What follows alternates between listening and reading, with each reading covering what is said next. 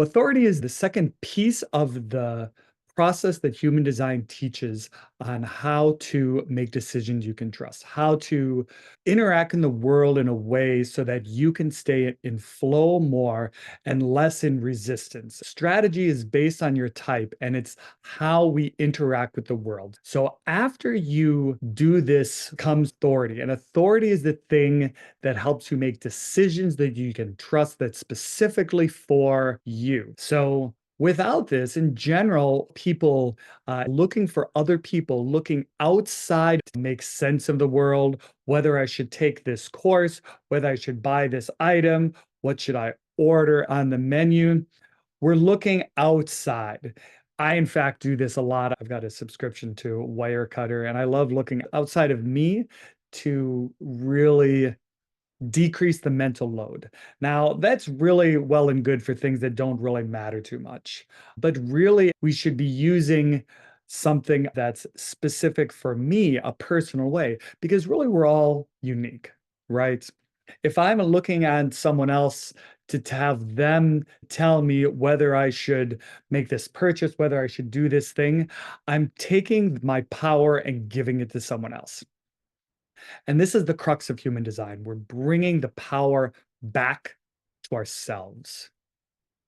This idea we should be making decisions rationally. We should be making decisions from the mind. And in reality, the mind is never the authority.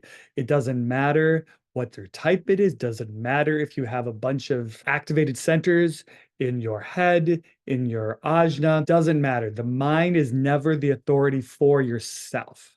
It's never, it should really say, never an inner authority, how I make a decision. Now, however, the mind is great at being an outer authority for other people. So if you have especially a lot of activation in your heads, perhaps you are expressing how you recommend people should live their lives. That is being an outer authority for other people. And that's not what we're talking about here. It's about making decisions for yourself. The other issue of the mind is that anywhere that you see an undefined center or an open center in your body graph, that has a certain frequency that is conditioned from the outside. And so the mind is going to say, for example, if you have an open willpower, it might say, you're not worthy. You better take this course because then people will see you and recognize you for yourself. But until you do that, then people aren't going to recognize what your value is. These are mental things. And so you can't turn this thing off. The mind, it's not meant to be quiet. This is a result. The mind can quiet as long as you stop listening to it for making decisions. And so the process of that is to start becoming aware of when the mind is telling you to do something, especially if you should do something, and then check with your strategy and authority.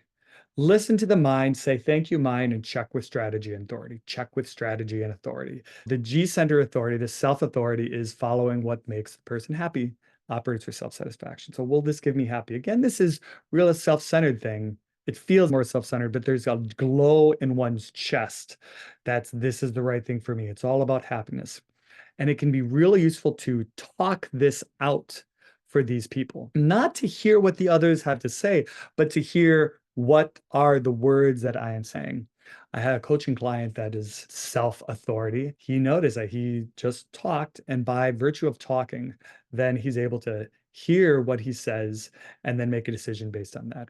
If you remember the show Dr. House or House MD, he would always need to grab people to talk, to have some sounding board. It didn't really matter so much what they said. He could pull janitors. It's all about him talking it out. So I suspect House MD is self authority.